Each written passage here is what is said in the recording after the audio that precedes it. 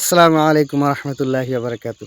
প্রিয় দিনী ভাই ও বোনেরা, আপনাদের সবাইকে জানাচ্ছি আজকের সকালের শুভেচ্ছা।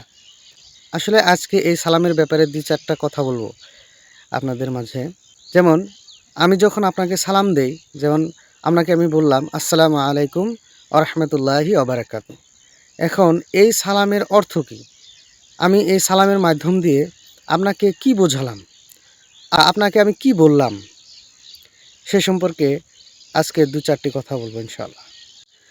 আমি যখন আপনাকে আসসালামু আলাইকুম বলি, তখন এই আসসালামু আলাইকুমের অর্থ হলো আপনাকে আমি এটা বুঝালাম যে আপনার ওপর আল্লাহর শান্তি বর্ষিত হোক। আর এই সালামের আসসালামু আলাইকুমের লগে যখন আমি অরাহমাতুল্লাহি অবারাকাতুহ আমি যোগ করি, তখন অরাহমাতুল্লাহি মানে হচ্ছে আল্লাহর রহমত বর্ষিত হোক, অবারাকাতুহ মানে হচ্ছে আল্লাহর বরকত আপনার উপরে বর্ষিত হোক। তো দেখেন, মুসলমানেরা যে সালাম ব্যবহার করে, অর্থাৎ আমরা যে সালাম ব্যবহার করি, এটার একটা সুন্দর সুক্রিয়া মানে আছে, অর্থ আছে।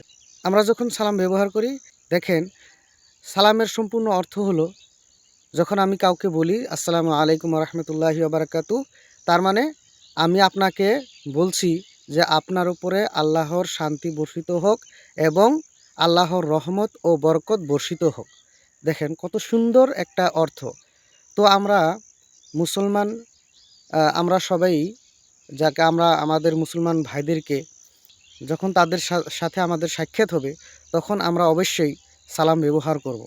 এবং এই সালাম সম্বন্ধে কোরআন এবং হাদিসে সালাম দেওয়া সম্পর্কে উৎসাহিত করা হয়েছে এবং আমাদেরকে সালাম দিতে বলেছে।